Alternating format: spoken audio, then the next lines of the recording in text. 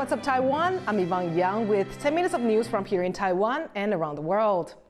Taiwan lawmakers have approved a special budget that will see tax rebates handed out to all taxpayers in the country. Legislators have greenlit over $12 billion for the post-pandemic economic recovery plan. It includes a $200 cash rebate for all citizens and foreign nationals with residence permits. It is expected to be handed out in April at the earliest. A new report suggests more than 10 million Taiwanese people's phone numbers have been leaked online. That's according to estimates from a new survey on fraud in Asia. The report also showed Taiwan ranks second out of 6 Asian countries for scam texts and calls. Stash Butler has more. Text messages told Ms. Xu, who asked not to share her first name, that she had a package waiting for payment in a nearby store. Here's what she found.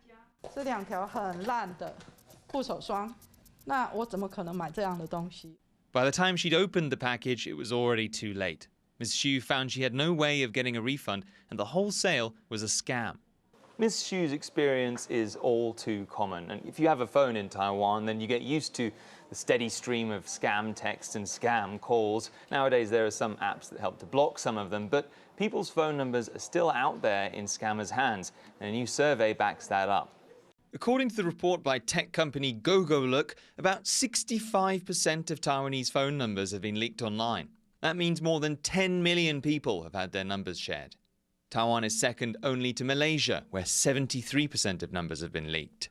That begs the question, where are Taiwan's leaks coming from? 通常我们的外泄会在大型的网站上面，比如说像脸书或是 Twitter 上面。那因为会员很多，你都会输入你的 email、你的密码，也像是政府资料的可能的外泄。OK， 那这个可能也是一种方式。The ubiquity of the personal digital gadget and lacking of sufficient internal control system, inadequate legal redress system of personal data leaks could all contribute to the high ranking of Taiwan. Tech law expert Yachi Chang says a new organization for data security could help crack down on telecoms fraud.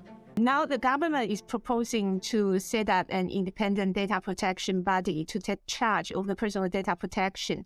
I think it's a good start. The report released on Monday did actually find that Taiwan got fewer spam texts and spam calls last year compared to the year before. That could mean that Taiwan is on the right track to cracking down on fraud, or it could mean that Taiwan scammers have simply stopped using the phone and moved online. Andy Sher and Stash Butler for TaiwanPlus. COVID cases in Taiwan may be dropping, but poor air quality in southern Taiwan in recent days has left many people keeping their masks firmly on. Joyce Sten reports on this dirty air and when it might clear up. A thick gray smog looming over southern Taiwan. This was the scene in Tainan on Monday.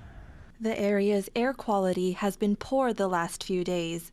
This is largely due to strong northeasterly winds, which have carried in high concentrations of pollutants from China. Taiwan dropped its mask mandate in most indoor spaces, further easing COVID-19 restrictions.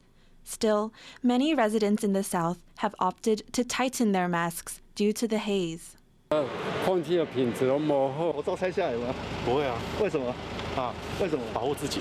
Visibility has been poor here, with drivers in Kaohsiung barely able to see the roads in front of them. Many areas have issued red alerts, including in Jiayi, Kaohsiung, and Tainan. This indicates unhealthy degrees of air pollution, a level which increases the likelihood of adverse effects to the heart and lungs if exposed for over 24 hours. These red alerts refer to the Air Quality Index, or AQI. It is a globally used indicator of how clean the air is to breathe. A score from 0 to 100 is considered healthy or moderate. Scores above 100 are considered unhealthy and are given a red alert. In extreme cases above 301, the air is considered hazardous, and the general public is advised to avoid going outside. And this is how southern Taiwan fared against other cities as of midday on Tuesday. Though some southern cities have dipped below 100, Pingtung County remained on red alert with an AQI of 157. This puts it in the same tier as New Delhi in India or Chengdu in China. The Environmental Protection Agency has forecast that wind conditions in the country's north will help disperse incoming pollutants in the next few days. However, pollutants are likely to linger in downwind locations in central and southern Taiwan. So even though COVID rules have been eased, for many in the south, it seems that wearing masks might still be good for your health. Rick Yi and Joyce Zhen for TaiwanPlus. China's youth unemployment rate has hit 20% because of the COVID pandemic. Taiwan, on the other hand, is at around 11%. But while more young people have jobs in Taiwan, salaries are not on par with the cost of living. Bing Wang reports. This isn't a typical Beijing market. People are here lining up for jobs. Affected by the COVID pandemic and global recession, companies had to lay off employees or cut salaries. Now, 20% of young people in China are unemployed, the highest rate ever. 就疫情期间，就是工资拖欠的问题主要是，然后目前也没有给结清，就是说想看看一些其他地方吧。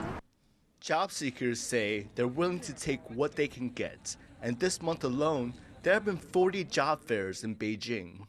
The jobless rate for Taiwanese young people hit a new low last month, and that's because Taiwan is emerging from the COVID pandemic. But while young Taiwanese are finding jobs, the average salaries are very low. Many first-time employees barely make the minimum wage, which is equal to around $870 per month. And much of that goes towards housing.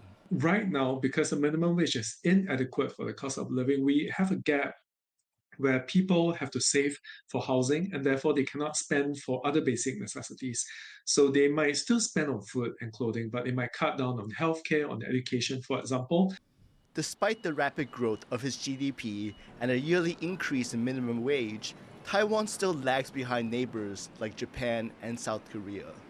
Across the Strait, China is also playing catch-up, with an economy in post-COVID recovery and a large portion of its labor force still out looking for work. Patrick Chen and Bing Wang for TaiwanPlus. Taiwan plans to make every city bus in the country run on electricity within the next 7 years. That's part of a push to hit net zero carbon emissions by 2050. But bus operators say the switch to battery power is trying to do too much, too fast. Stretch Butler reports. Another hazy day on Taiwan's roads. Emissions from cars, buses and motorbikes here are a big obstacle on the way to reaching net zero carbon. Transportation is responsible for about 13% of Taiwan's carbon emissions, the third biggest source behind industry and the energy sector. The government wants to cut that down by making all public buses run on electric batteries by 2030.